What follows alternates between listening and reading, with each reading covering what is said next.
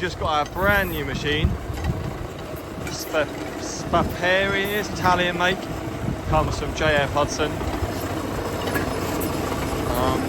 Very simple machine that does inter-row or inter-plant weeding.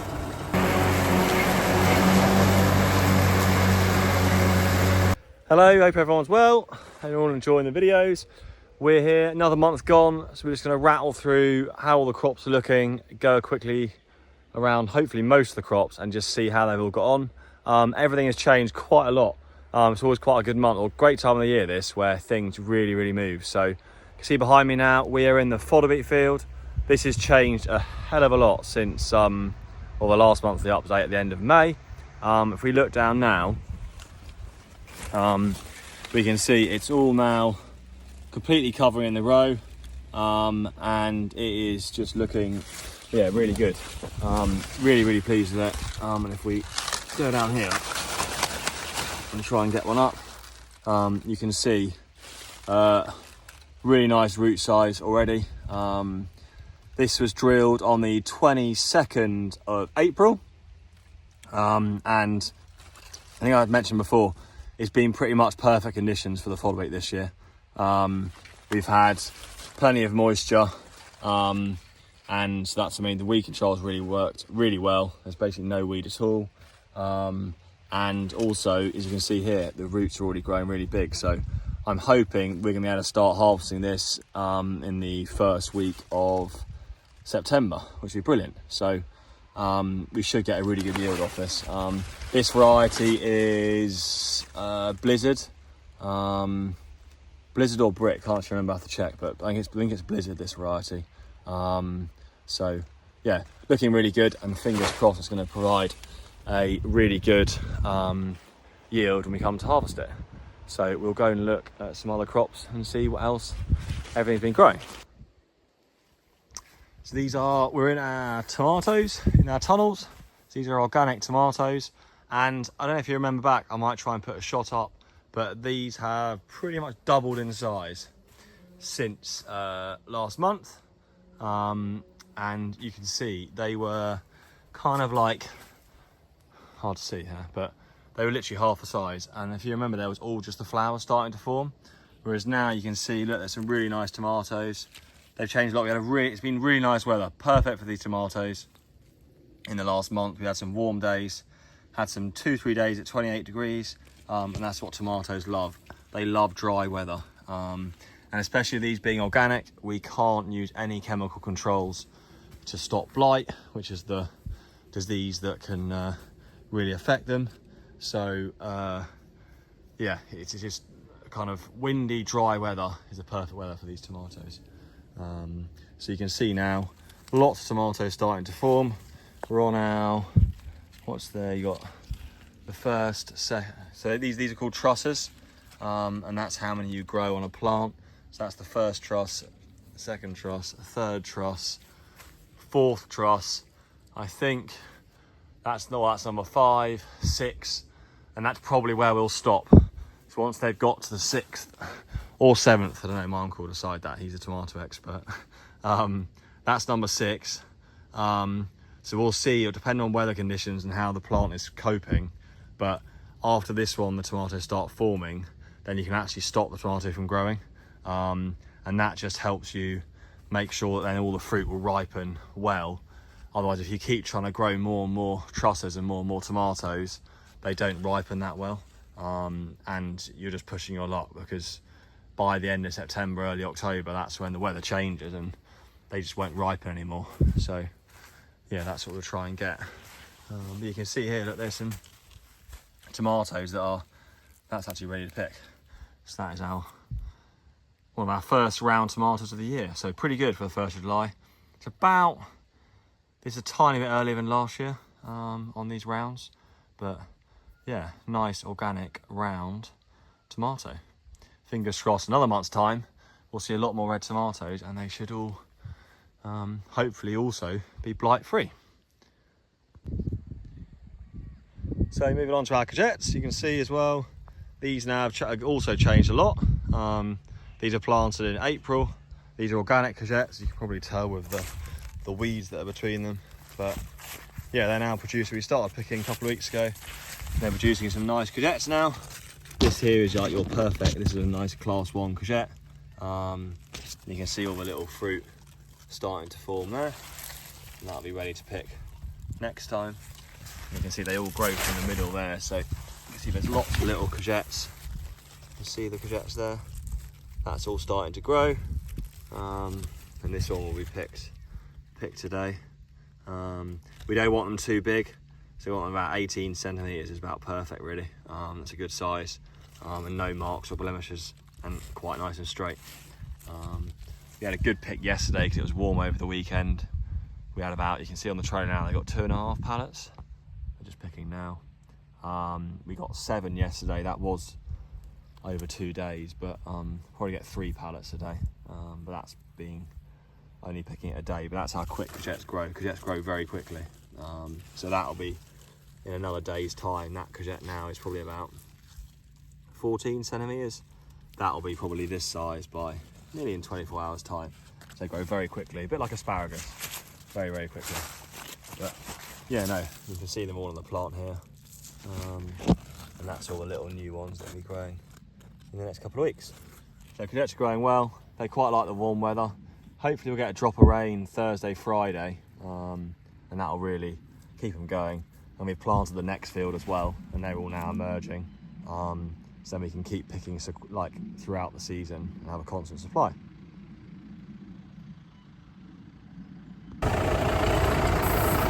So we are in the pumpkins. They are all growing well.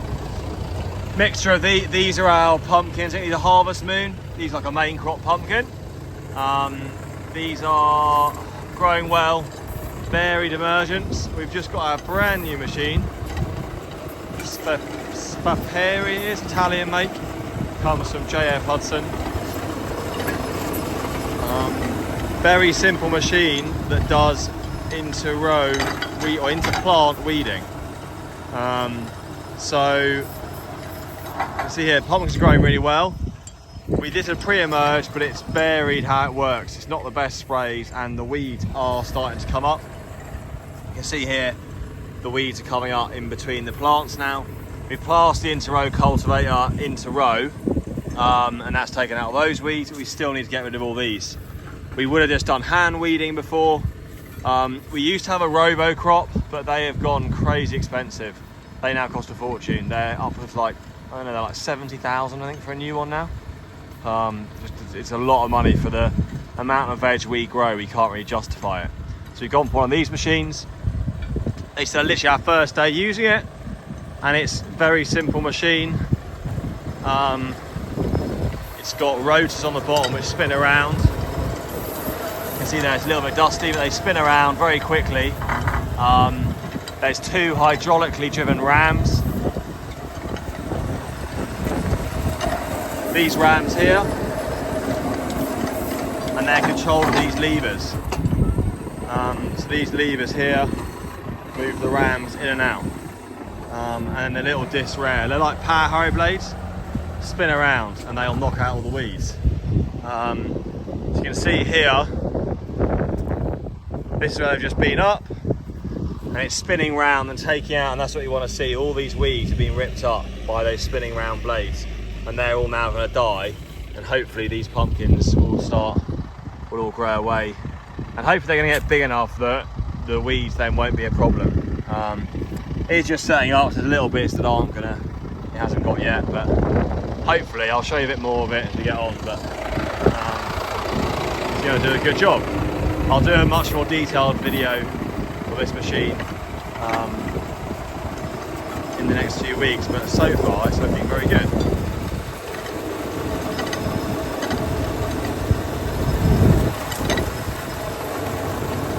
You see those little blades spin around, and the guys move the rotors back in, and it gets everything. So I say, I'll do a full video of it coming up soon, but happy with how all the pumpkins are growing, and yeah, he's looking forward to Halloween. So moving on to the winter barley, you can see behind me, it's not far away. It's getting very close to harvest. If we look down there now, all the ears are just starting to go over. You can see that there, and the grain, it's kind of, see that, it's just going into your, it's starting to get very hard. So it's not very far away from combining, which is brilliant. It's about up to my, see there, nearly kind of knee, waist height. Looking very good. Really pleased with it after the winter we've had. It's yeah, hopefully we'll get lots of straw from it. We're desperate for straw, so hopefully we'll get lots of straw and got some nice grain as well, and then get that crimped, and then it'll be in the cows' diet to provide them with some good starch and energy throughout the winter months and into the autumn. So yeah, hopefully not far away from getting the combine out.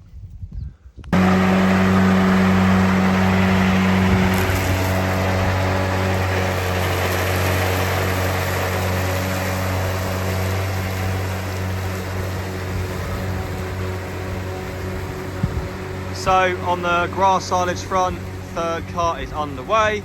Yeah, we've just pretty much, I think it's nearly bang on a month, 30 days ago, we cut this for second cut, and it's just there. It's had good conditions again. We're very lucky, bit of shower, bit of rain, nice warm weather, come back really well. This is a perennial ryegrass with red clover. This is the red clover. This is all the perennial ryegrass. Tiny bit of Italian in this. I think that's just left over from what was in the soil when we broadcast it.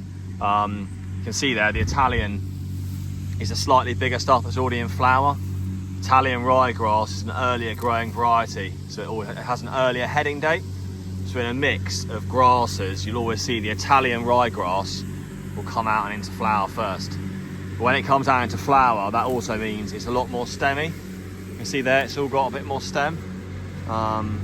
And that is not as nutritious for the cows. We want leafy stuff like this. See Fernando as he comes round.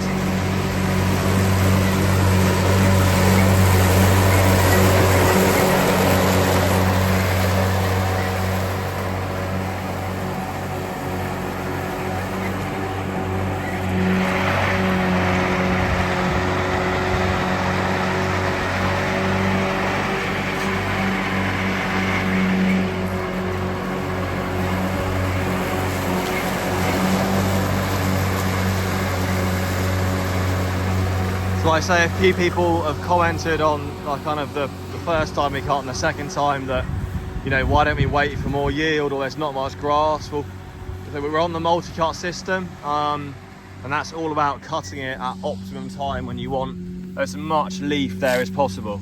I remember a few years, well, 4 or 5 years ago, we went to a trip to Holland on like a study tour kind of thing, and always never forget it when these guys told us, these farmers, they've been doing this system of cutting the grass for years, and they said, imagine if you put your milking cows into the field of cutting for silage, would they milk off it, or would they just look at it and think, I don't want to eat it?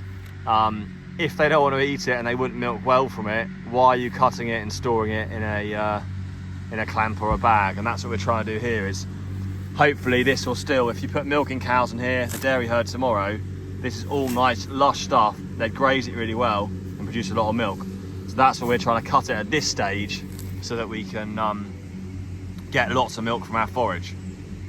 So yeah, admittedly we do get less, but already this is our third cut, and yeah, we've got, say, clamp both. Well, first cut is filled where we need to fill it to, second cut clamp is full, and we're nearly gonna have enough forage already after the third cut, so we can't really complain, and it's all really nice stuff.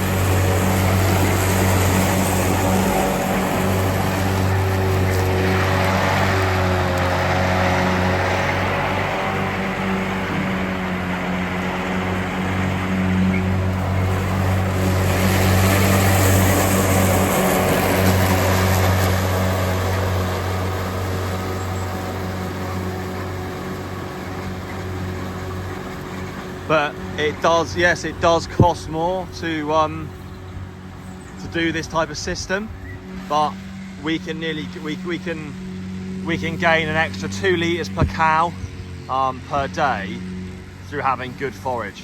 And then if you can, you know, that's just through the same diet, same mix. If you replace if you put in high quality grass silage, we can get up to 2 litres a cow more.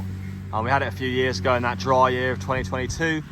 We had some very dry, stemmy third cut and they dropped a lot. So then to make up for the fact that the grass quality was bad, we then had to feed them more concentrates. Concentrates is bought in feed, which comes in bags. So to buy that in, and that costs a lot. So if we can grow good quality grass silage, we can cut back on our concentrates we feed our cows. So anyway, getting on really well. This will all be left today, just overnight. It's very dry, it's been dry, so there's barely any moisture in this grass. It'll wilt a little bit and it'll be baled up tomorrow. Finally, last one to look at, we're in the maize. It's looking good. Again, it's changed a lot. And looking, it took a long time to get going this year, but finally it's like, well, it's racing away. It's kind of up to my, well, waistline now. If you flip around and see, if I can flip it around, it's also now much taller than Philip.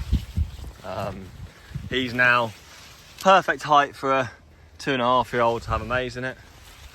Much taller than Philip. Is it now big, Philip? Yeah. Big maize? Yeah, so it's nice and big maize. So yeah, so it's looking well. Slightly a little bit of dippiness there, but it's really pleased. It's looking really nice and healthy. And yeah, fingers crossed, a few showers middle to end, well, hopefully over the weekend or early next week, and it's going to race away. Another month's time, hopefully it'll nearly be taller than me. So very happy. Oh, and Philip's just found an old potato. So this was in potatoes. These were harvested first week of May or second week of May, and then this maize was drilled. It's Pioneer 7179, and it was drilled on the 15th of May. So yeah, all looking well. So yeah, so if you do, thanks for watching again. Hope you enjoy the monthly update. If you are enjoying, please don't forget, tap on the like, click subscribe, and if you tap the little bell, you'll be notified of all our videos we put up every Wednesday and Sunday. Although the Wednesday one now seems to be turning into Thursdays, but I'll get better at that, I promise.